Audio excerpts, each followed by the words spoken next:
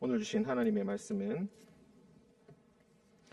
누가복음 18장 15절에서 30절까지 말씀입니다.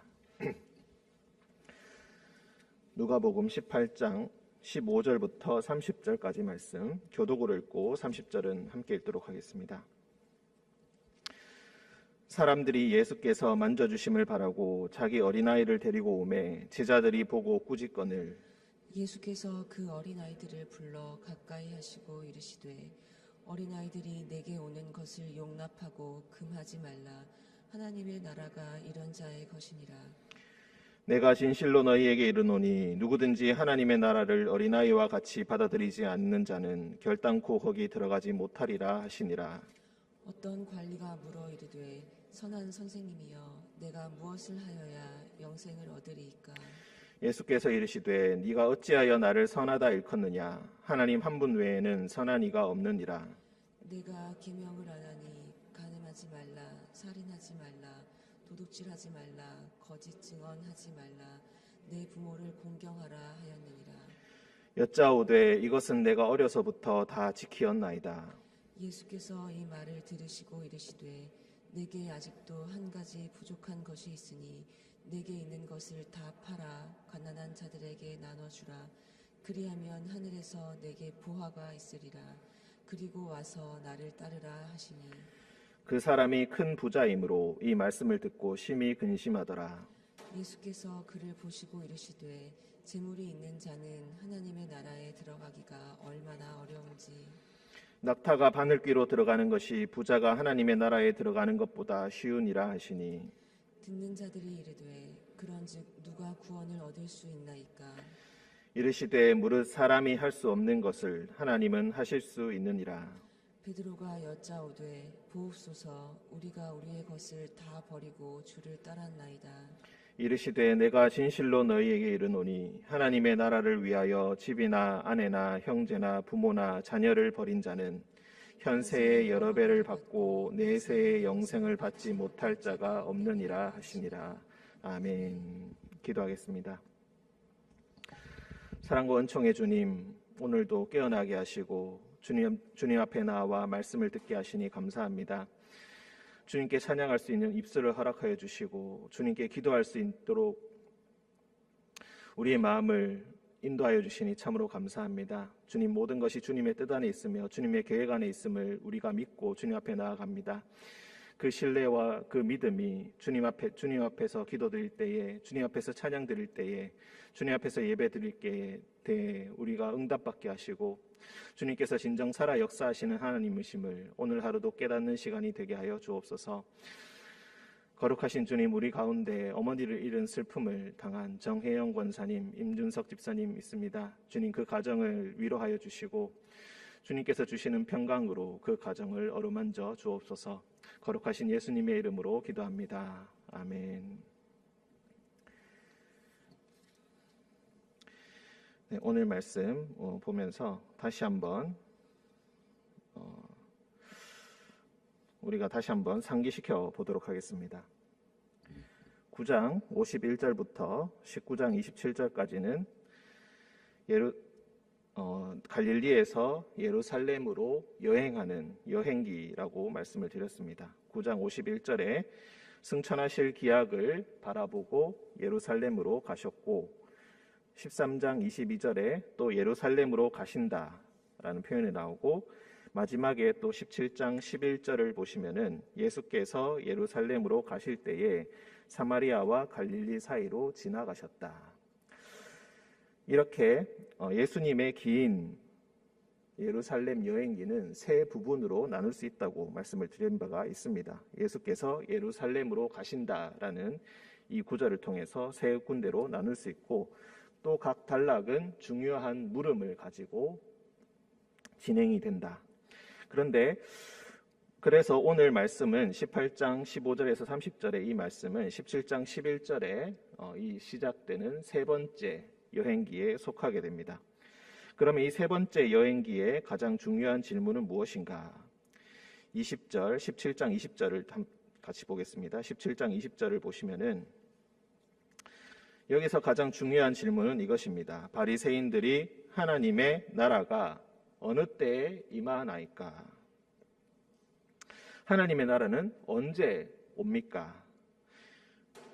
언제를 물었는데 예수님께서는 어디를 대답하고 계십니다. 하나님의 나라는 볼 수 있게 임하는 것이 아니다. 여기 있다 저기 있다고도 못한다. 하나님의 나라는 너희 안에 있다. 왜 어느 때를 물었는데 어디를 대답하시는가? 왜 하나님의 나라는 객관적으로 뚜렷하게 볼 수 있게 임하는 것이 아니고 너희 마음속에 있다고 하시는가? 하나님의 나라, 하나님의 통치는 어느 곳에나 미치고 하나님의 손은, 하나님의 권능은 세상에 미치지 못할 곳이 없는데 다만 한 사람이 하나님의 나라, 하나님의 말씀을 마음을 열고 전적으로 받아들일 때에 내 마음을 활짝 열고 하나님의 존재를, 하나님의 계명을, 하나님의 순종을, 하나님의 역사하심을 온전히 받아들일 때에 그때에 비로소 그 사람 안에서 하나님의 나라가 시작된다. 우리가 이렇게 이해할 수가 있겠습니다. 하나님의 나라는 단순히 우리가 죽고 난 이후에 그 어느 순간에 유토피아가 찾아오듯이 완전히 다른 세상이 찾아오듯이 그렇게 오는 것이 아니라 그런 세상도 언젠가 그 종말의 때가 오기야 오겠지만 그것보다 더욱더 중요한 것은 하나님의 나라가 이생이냐 저생이냐 이승이냐 저승이냐 그런 것이 아니라 지금 네가 하나님의 나라를 하나님의 말씀을 받아들이고 있는가? 그 관점에서 우리가 오늘 말씀을 다시 한번 돌아가 보도록 하겠습니다. 18장 15절 17절 두 사람에 대한 이야기가 나옵니다. 먼저 어린아기에 대한 말씀이 나오고 두 번째로 부자 청년에 대한 말씀이 나옵니다. 첫 번째 말씀이 어린아기를 데리고 예수께서 만져주심을 바라고 사람들이 나옵니다. 그러니까 제자들이 보고 꾸짖고 있습니다. 어린아이들을 왜 이렇게 데려오는 것을 또 만져주시길 바라는 것을 이렇게 정죄하는가? 유대인들은 율법을 지키는 것을 가장 중요하게 생각했습니다. 그런데 어린아이들은 율법을 지킬 수가 없습니다. 율법을 깨달을 수도 없습니다. 율법이 어떻게 하면 율법을 잘 지키고 정결하게, 성결하게 살 수 있을지에 대한 개념 자체가 없습니다. 아기가 할 수 있는 것은 그저 부모를 향하여서 도움을 요청하고 부모를 향하여서 두 팔을 드는 것, 부모를 향해 소리치는 것, 그거밖에는 할 수 있는 것이 없습니다. 부모에게 완전히 의지할 수밖에 없다는 것입니다. 계명이 무엇인지, 순종이 무엇인지, 말씀이 무엇인지, 하나님이 어떤 분이신지 그런 것 잘 알지 못합니다. 그저 본능적으로 이 사람을 따라가야 하고 이분을 전적으로 믿어야 한다는 것, 무조건 의지해야 된다는 것, 그거밖에 알 수 있는 것이 없고 할 수 있는 것이 없습니다. 하나님의 나라는 언제 임하는 것인가? 17절 내가 진실로 너희에게 이르노니 누구든지 하나님의 나라를 어린아이와 같이 받아들이지 않는 자는 결단코 거기 들어가지 못하리라.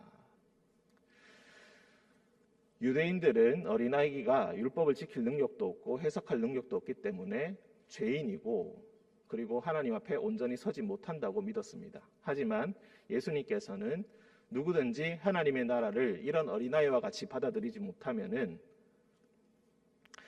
하나님의 나라에 결단코 들어갈 수 없다라고 말씀하십니다.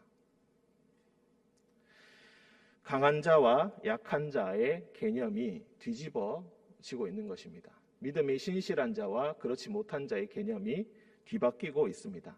약한 자가 하나님 앞에서 가장 강한 자, 하나님을 가장 의지하는 자가 하나님 앞에서 가장 신실한 자라는 것입니다. 온전한 마음과 믿음으로 하나님 앞에 두 팔 들고 하나님을 의지하면서 나아가는 것이 가장 중요한 자세이고 그것이야말로 하나님의 나라가 너희 안에 시작된다는 증거라고 우리가 볼 수가 있겠습니다. 넘어가서 18장 18절 어떤 관리가 물어서 말합니다. 선한 선생님이여, 내가 무엇을 하여야 영생을 얻으리이까? 결국 이 말도, 이 질문도 똑같은 것입니다. 하나님의 나라는 언제 임하게 됩니까? 내가 거기 들어가려면 뭘 해야 됩니까? 어떻게 하면 내가 영원한 생명을 얻을 수가 있겠습니까? 그러니까 예수님의 대답은 이것입니다. 20절에 보시면은 간음하지 말라, 살인하지 말라, 도둑질하지 말라, 거짓 증언하지 말라, 내 부모를 공경하라. 매일 성경을 읽어보시면 아시겠지만 이 20절에 나오는 이 말씀들은 10계명의 말씀들입니다. 5계명부터 9계명까지의 말씀이다. 그렇게 하고 있습니다. 그러니까 그 부자 청년은 이렇게 얘기합니다. 그것은 내가 어려서부터 다 지킨 것들입니다. 내가 지금 얼마 전부터 지킨 것도 아니고 어릴 때부터 이런 것들을 신실하게 지켜왔습니다. 이 부자 청년은 어떻습니까? 앞에 있는 어린아이와는 반대되는 캐릭터라고 볼 수가 있겠습니다. 어릴 때부터 이 계명들을, 율법들을 아주 신실하게 지켜왔다. 이렇게 항변하면서 그럼에도 불구하고 자신 안에 있는 그 공허함과 그리고 하나님을 믿지 못하는 마음과 어딘가 부족하고 결핍되어 있는 그런 것들을 눈치채게 되고, 내가 무엇인가 아직도 부족하다. 하나님의 나라가 내 안에 없다. 내가 어떻게 해야 영생을 얻겠는가? 그런 질문과 의문이 계속해서 반복된다는 것입니다. 어릴 때부터 아무리 신실하게 산다 할지라도 여전히 이런 영적인 갈증과 갈급함은 계속될 수밖에 없다. 그런 것들로는 하나님의 나라에 이르지 못하는구나라고 본능적으로 알고 있다는 것입니다. 예수님께서 이 말씀을 들으시고 어릴 때부터 다 지켜왔다는 이 말씀을 듣고 22절, 내게 부족한 것이 하나 있다. 있는 것을 다 팔아서 가난한 자들에게 나누어 주라. 그리하면 하늘에서 내게 보화가 있으리라. 그리고 와서 나를 따르라. 너에 있는 모든 재산들을 다 팔아가지고 가난한 자들에게 나눠주라고 말씀하고 있습니다. 10계명이 내 이웃의 것을 탐내지 말라. 그저 이웃의 것을 탐하지만 않으면은 되는 것 아닌가? 그것이야말로 계명을 가장 잘 지키는 것이 아닌가? 나는 그런 거는 어릴 때부터 잘 지켜왔다. 나는 다른 이들이 가진 것에 욕심내본 적이 없다. 나는 신실한 하나님의 사람이다. 하지만 여전히 내가 영생을 얻을지는 잘 알지 못하겠다는 것입니다. 예수님께서는 10계명을 더 적극적으로 말씀하고 있습니다. 내 이웃의 것을 탐내는 수준의 것이 아니다. 하나님께서 이런 계명을 주신 것은 단순히 서로의 재산의 경계를 잘 지켜주는 것을 의미하는 것이 아니라 서로가 서로를 지켜주고 서로가 서로에게 적극적으로 사랑해야 한다는 것을 강조해서 말씀하고 계신다는 것입니다. 단순히 네가 계명을 지키는 것이 그저 문자 있는 그대로 이렇게만 하면 되겠지라고 하면서 지키는 것이 아니라 그 안에 숨어져 있는 하나님의 진짜 의도를 눈치채고 네가 가지고 있는 것을 다 팔아서 이웃들에게 주어라. 탐내지 않는 수준을 넘어서 너의 것을 다 주고 난 다음에 그리고 와서 나를 따르라. 그것이야말로 진정한 영생을 얻는 길이고 하늘에서 내게 보화가 있을 것이다. 그런데 그 사람은 큰 부자이므로 이 말씀을 듣고 심히 근심하였다. 내가 그렇게까지는 생각해 본 적이 없는데 영생을 얻고자 하는 그 갈망, 하나님의 나라에 들어가고자 하는 그 원함이 사실은 내가 지금 가지고 있는 재산을 유지하고 싶은 그 마음보다는 적은 것이었다는 것이 예수님과의 문답에서 그냥 드러나 버렸습니다. 나의 믿음이라는 것이 내가 신실하다고 믿어왔던, 느껴왔던 그 믿음이라는 것이 얼마나 초라한 것이고 얼마나 보잘것없는 것인가. 다른 것과 부딪혔을 때, 내가 가지고 있는 것과 부딪혔을 때 그 신앙의 진가가 그때서야 비로소 드러나게 된다는 것입니다. 나는 어릴 때부터 하나님의 계명에 신실하게 지켜왔다는 그 마음이, 어릴 때부터 가져왔던 그 마음이 한순간에 예수님과의 몇 마디 대화로 그 실체가 드러나 버렸고 자신의 믿음 없음이 얼마나 심각한지를 알게 돼버린 것입니다. 그래서 이렇게 저렇게 하지도 못하고 크게 근심하면서 어떻게 해야 하나, 그리고 근심하면서 가버렸습니다. 예수께서 그를 보시고 이르시되 재물이 있는 자는 하나님의 나라에 들어가기가 얼마나 어려운지 낙타가 바늘귀로 들어가는 것이 부자가 하나님의 나라에 들어가는 것보다 쉬우니라. 유명한 말씀입니다. 이 말씀을 조금 더 여러 가지로 해석하기 위해서 바늘귀가 사실은 실제로 바늘귀가 아니다라고 그런 식으로 해석하는 해석들도 참 많이 있습니다만, 결국 이 말씀이 가리키고 있는 것은 이 세상의 재물이라는 것이 그것을 가지고 그것을 유지하고 싶고 그것을 많이 가지고 싶어하는 그 마음들이 하나님의 나라에 들어가는 것, 하나님께 온전히 나아가는 것을 얼마나 방해하는지, 얼마나 심각한 저해 요소가 되는지 그것들을 가리키는 말씀이다. 재물이 있는 자는 하나님의 나라에 들어가기가 몹시 어렵다. 이런 관점에서 누가복음에서는 계속해서 말하고 있습니다. 하나님과 재물을 동시에 섬길 수는 없다. 한 하인이 두 주인을 동시에 섬길 수는 없다. 하나를 선택해야 한다. 하나님을 택할 것인가, 재물을 택할 것인가. 그것이 우리에게 주어진 물음입니다.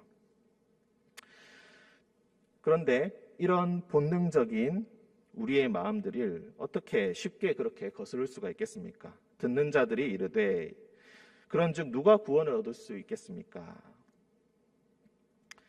예수님께서 무릇 사람이 할 수 없는 것을 하나님은 하실 수 있느니라. 28절에 이 말씀을 듣고 가장 수제자된 베드로가 이렇게 이야기합니다. 보옵소서, 우리가 우리의 것을 다 버리고 주를 따랐습니까? 따랐습니다. 다른 복음서에서는 우리는 우리의 것을 다 버리고 주를 따랐는데 우리가 무엇을 얻겠습니까? 라고 하는 질문이 추가됩니다. 하지만 누가복음에서는 그 질문이 나오지 않습니다. 우리가 다 버리고 주를 따랐습니다 라고 하는 아주 의연한 모습이 나옵니다. 그러니까 예수님께서 그들을 보시고 내가 진실로 너희에게 이르노니 하나님의 나라를 위하여 집 안에 형제 부모 자녀를 버린 자, 집과 자신의 가족을 버린 자는 현세의 여러 배를 받고 내세의 영생을 받지 못할 자가 없을 것이다. 현세의 여러 배를 받는다라는 이 표현은 지난 수요예배 때도 말씀드린 바가 있지만 이것은 교회를 의미합니다. 자신의 집을 버리고 이웃을 위해서 자신의 집을 버리고 아내를 버리고 형제, 부모, 자녀를 버리면은 하나님의 공동체 안으로 들어왔을 때 하나님의 형제와 자매들을 얻게 될 것이고 하나님께서 주신 다른 부모들과 또 자녀들을 얻게 될 것이다. 그래서 그 수없이 많이 생긴 그 가족들이, 그 새로운 가족들이, 하나님을 아버지로 모시는 새로운 가족들이 여러 배로 생기게 될 것이다. 우리가 현세에서 받을 보상은 바로 진정으로 믿음의 형제 자매를 얻게 된다는 것이고 믿음의 가족을 얻게 될 것이라는 것입니다. 앞서서 누가복음에서는 수없이 그런 구절들이 많이 있습니다. 자기를 부인하고 자신의 처자를 버리고 자신의 가정과 자신이 속한 자신의 것에 대한 자신의 관점에서 이익이 될 만한 것들을 모두 다 버리고 오직 하나님의 관점에서 가장 좋은 것, 그 관점에 따라서 그것을 중심으로 살아가는 자가 진정으로 예수님의 제자가 될 수가 있다. 그것을 자꾸 생각하고 그것을 위하여서 돈을 벌고 그것을 위하여서 저축을 하고 그것을 위하여서 그 이익을 위하여서 행하는 것은 우리가 가정을 사랑한다라고 생각하고 자신을 사랑한다라고 생각하고 세상을 위해서 유익한 일을 하고 있다라고 생각하지만 그런 것이 아니라 그런 관점에서 벗어나서 하나님의 나라를 위하여서 그것을 가장 우선되는 관점으로 그것을 버릴 수 있는 자는 현세에서 여러 배를 얻고 내세에는 영생을 받게 될 것이다.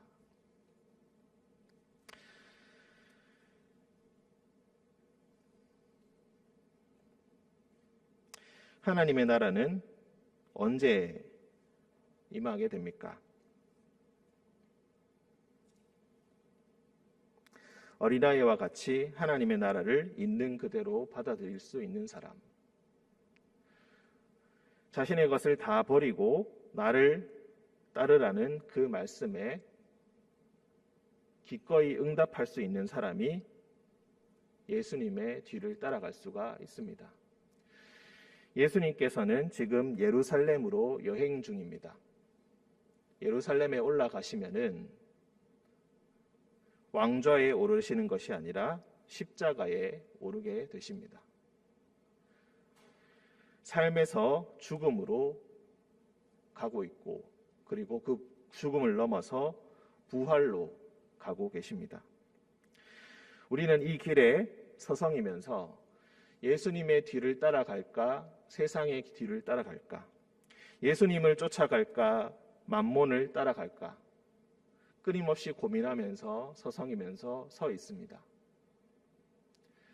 하나님의 신실한 제자라고 어느 순간에는 믿지만은 하나님께서 기적을 주시고 하나님께서 은혜를 베풀어 주실 때에 사마리아 사람처럼 누가 이 일을 행하셨는지 잊어버리고 감사함을 잊어버리고 예수님께 돌아오지 못한 채로 다른 곳으로 가버릴 때가 얼마나 많이 있습니까? 하나님께서는 그리고 예수님께서는 계속해서 우리에게 질문하고 계십니다. 모든 것을 다 버리고 와서 나를 따르라. 그래야 하면 현세에 여러 배를 받고 내세에는 영생을 받게 될 것이다. 이 말씀을 의지하여 오늘 하루도 우리가 가진 것을 나누고 우리가 가진 것을 버리는 그런 하루가 되시기를 주님의 이름으로 축원드립니다. 함께 기도하겠습니다. 은총의 주님, 단순하게 말씀하셨지만 우리의 마음은